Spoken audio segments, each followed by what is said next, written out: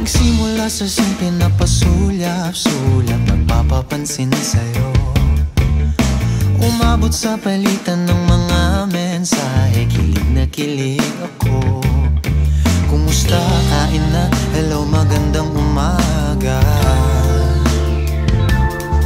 Ingat ka, pahinga, huwag kang masyadong magpupuyat pa. Naramdaman ng puso na dahan-dahan akong nahuhulog sa'yo. Sa kada araw natin na pag-uusap, meron nang namumuo.